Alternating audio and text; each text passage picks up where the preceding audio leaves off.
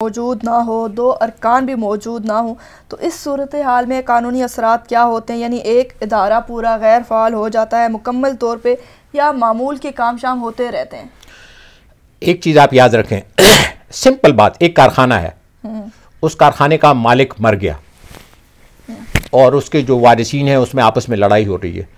कारखाना नीचे बंद नहीं होता, कारखाना चलता रहता है, खा वो धागे बना रहा है, खा वो कपड़े बना रहा है, खा वो दवाइयाँ बना रहा है, वो जिस चीज़ का भी वो कारखाना। इस तरह इलेक्शन कमीशन में जो टॉप का बंदा होता है ना, चीफ इलेक्शन कमिश्नर और मेंबरान, सारा काम नीचे वो जो 2500 लोग हैं वो कर रहे होते हैं।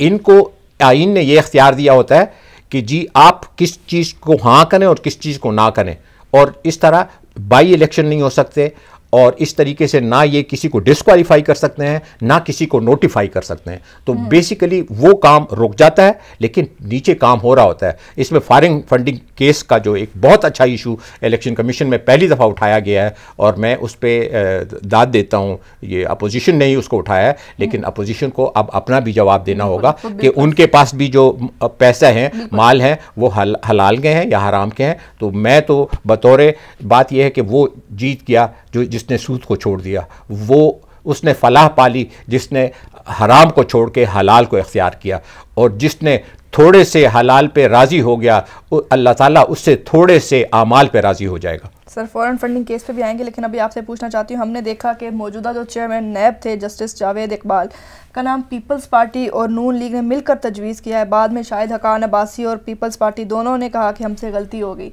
पहले खुद ही नाम तजवीज़ किया और फिर बाद में उन्हें पछतावा भी हो रहा है, इस पर आप क्या कहेंगे? उनसा बात यह है कि उन्होंने ये सोचा कि जी हम इस बंदे को यहाँ पे लगाएंगे और ये बंदा हमारे काम आएगा। लेकिन मैं आपको एक चीज़ बता दूं कि जब आप बंदों से उम्मीदें लगाते हैं तो आप मायूस होते हैं, जब आप अल्लाह पे यकीन रखते हैं तो आप कभी मायूसी नहीं होती, और ना कभी ला तक़नतू मिन रहमतिल्लाह। बात यह है कि, और एक और चीज़ आपको बता दूं, आपका सगा भाई जज हो, लेकिन आपके ख़िलाफ़ अगर आपके दुश्मन या आपके मुखालिफ ने सबूत फराहम कर दिए, वो सेशन जज हो या वो सिविल जज हो, वो अगर उसको इग्नोर भी करता है तो उसके ऊपर दूसरी अदालत है, तीसरी अदालत है, चौथी अदालत है, और उसका कैरियर तबाह हो जाएगा। वो उसका दोस्त हो या ना हो, वो उसका दुश्मन हो या दोस्त हो, लेकिन वो उसको फांसी से नहीं बचा सकता। वो फांसी की जगह उसको कह देगा कि जी हम तुम्हें उम्र कैद देते हैं, लेकिन वो अपील में दूसरी अदालत में जाएंगे, वहाँ पे वो उम्र कैद फांसी में बदल जाएगा।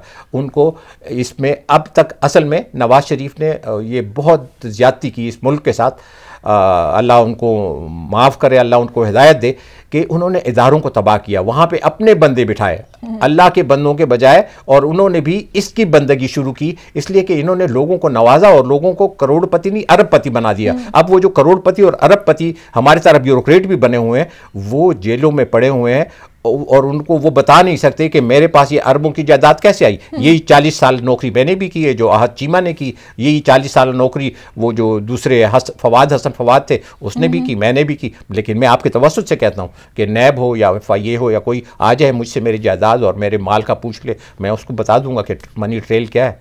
अल्लाह ताला ने मुझे भी महरूम नहीं किया, मेरे पास कम है लेकिन हलाल का है और बरकत वाला है, और मैं फ़ख्र से बता सकता हूँ। लेकिन उन लोगों को जिसने अल्लाह के बजाय नवाज शरीफ ने नवाजा, वो लोग आज अपने पैसे का हिसाब नहीं दे सकते, और आज दुनिया में वो, और उनकी बेटियाँ क्या कहती होंगी लोगों को, और उनके बेटे क्या कहते होंगे, और उनकी नस्लें। हकीकत यह है कि ये एक सबक भी है उन लोगों के लिए जो हराम की तरफ जाते हैं। हलाल पे जो किनात करते हैं उनको अल्लाह ताला दुनिया और आखिरत में इज़्ज़त से, सेहत से और सदा बहार इज़्ज़त से, वो मरने के बाद भी लोग उनका अच्छा तज़किरा करते हैं। अच्छा अफसर खान साहब, ये बताइएगा कि सुप्रीम कोर्ट के पास क्या आईनी इख्तियार है चीफ इलेक्शन कमिश्नर की तैनाती में? कोई बात यह है कि इख्तियार तो जो आइन ने दिया है बेसिकली गवर्नमेंट को, और गवर्नमेंट में ये अभी तरमीम आई थी 22वीं या 23वीं में कि जी इसमें अपोजिशन भी मिला दी जाए। अच्छा, बात यह है कि अब चूंकि आईनी तकाजा ये है कि दोनों मिलकर, तो अब दोनों मिलकर बैठें। बल्कि कल मैंने अकरम खान दुरानी से ये कहा कि जी आप लोग वहाँ चले गए हैं अदालत में, उन्होंने कहा हाँ।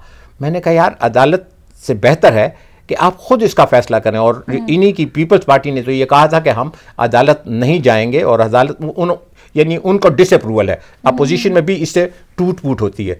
और मैं कहता हूं कि यार तुम्हारी इज्जत इसी में है कि आप लोग आपस में बैठ जाएं। आपके तवस्सुत से, आपके इस चैनल के तवस्सुत से मैं इमरान खान को कहता हूं कि वो एक टेलीफोन उठाएं और इनके 2-3 बड़ों को बुला लें। अभी जो लीडर ऑफ द अपोजिशन है शहबाज शरीफ, वो तो वहाँ पे लंदन में, लेकिन टेलीफोन पे बात हो सकती है, टेलीफोन पे मशवरा हो सकता है। टेलीफोन पे अगर निकाह हो सकता है तो ये मशवरा भी हो सकता है और ये डिसाइड भी हो सकता है।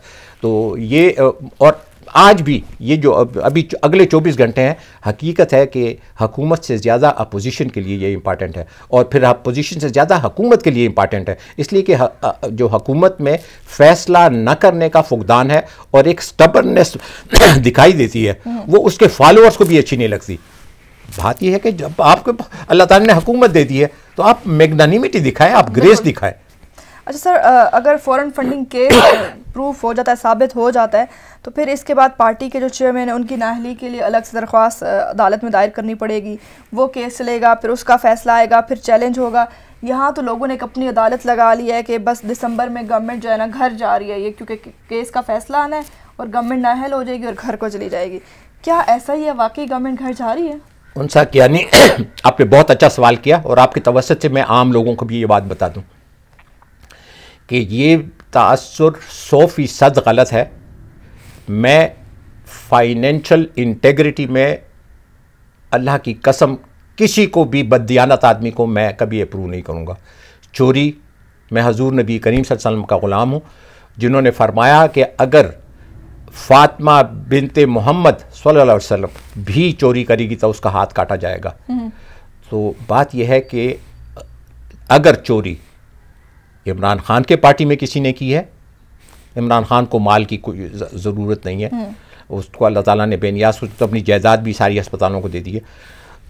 अगर किसी और ने भी की है उसको भी पकड़ा जाए, उसको भी सज़ा दी जाए। लेकिन मैं आपको ये बता दूं कि इस फॉरेन फंडिंग केस की ये फ़ायदा तो है कि तमाम सियासी जमातों की जो फंडिंग है और उनके पास जितने वो उसका सेक्रेटरी ख़जाना होना चाहिए, कितने पैसे उनके पास आए और कितने गए और किस रास्ते से आए, ये तो लाजमी है। आज तक नहीं हुआ, बहुत बुरा हुआ, अब लाजमन होगा और होना चाहिए और हम ये हमेशा ये इशू उठाते रहेंगे। लेकिन मैं एक चीज़ आपको बता दूँ, उनसा बहुत सिंपल बात है कि आइन में ये लिखा है कि कोई सियासी जमात जब फॉरेन किसी सोर्स से, नाजायज़ सोर्स से पैसे लेगी तो वो डिज़ाल्व हो जाएगी, वो कल अदम करार दी जाएगी।